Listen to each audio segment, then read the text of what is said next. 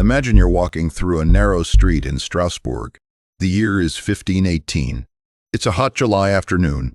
You see a woman, Frau Troffa, step out of her house. She isn't screaming. She isn't crying. She starts to dance. At first, you think it's a celebration, but there's no music. Her face isn't smiling. It's twisted in a mask of pure, agonizing exhaustion. She dances for an hour, then 3, then 6. Her feet start to bleed through her leather shoes. She collapses from heat stroke, twitches for a moment, and then she gets back up, and she keeps dancing. Within a week, 30 people have joined her. Within a month, 400. They are dancing until their ribs break.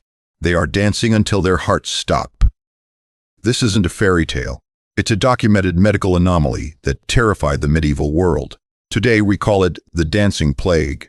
But the real mystery isn't that it happened. It's why our modern brains might be more susceptible to it than we think. And by the end of this video, you'll see why modern scientists believe a similar, silent plague is already moving through our digital world today. We often think of the Middle Ages as a time of slow, quiet life, but 1518 was a pressure cooker. The Black Death had already torn through Europe, and plague still returned in waves. Famine had gripped the city only months before. The social fabric was ripping. When Frau Troffa started dancing, the city authorities didn't call a priest first. They called doctors. They checked for hot blood. Their solution? More dancing. They built a stage. They hired professional musicians. They thought if the victims just danced it out, the fever would break. Think about that. The medieval cure for a stress-induced breakdown was to lean harder into the behavior that was killing them. Does that sound familiar? We call it hustle culture. They called it a plague. What does it actually do to a human body to dance for 72 hours straight without water? Your muscles begin to undergo rhabdomyolysis. They literally start to dissolve and leak protein into your bloodstream, poisoning your kidneys. Your toes break inside your shoes. Your heart pushed to a permanent 150 beats per minute. Eventually just quits. Witnesses recorded that the dancers were screaming for help while they danced. Their minds were awake, but their bodies were hijacked. They weren't having fun. They were passengers in a vehicle that had lost its brakes. For centuries, we blamed ergot, a fungus on rye bread that acts like LSD. But LSD makes you hallucinate.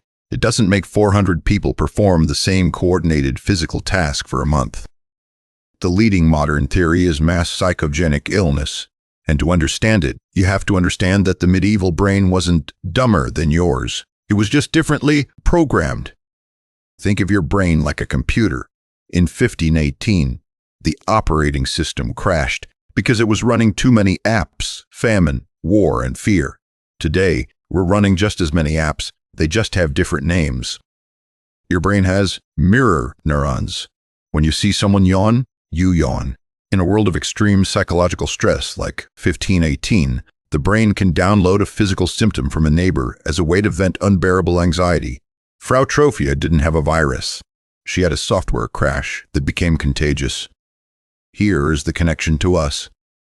In 1518, the trigger was famine and the fear of God. Today, our triggers are different, but our ancient firmware, as we discussed in the medieval tiredness video, hasn't changed.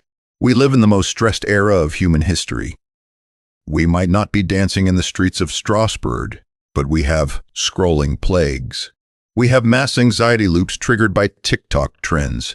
We have collective burnout that looks suspiciously like Frau Troffa's exhaustion. The dancing plague was a physical manifestation of a mind that couldn't take it anymore. It was a cry for help that the body translated into the only language it had left: movement.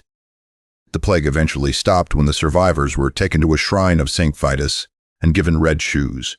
They were calmed, fed, and told they were safe. The loop was broken by stillness.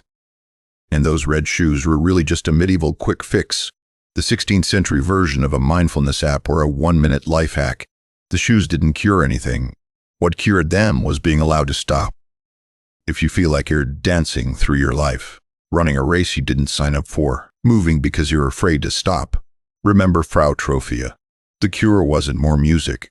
The cure was being allowed to sit down. So here's my question for you. In your own modern plague of busyness, when was the last time you actually allowed your body to stop dancing?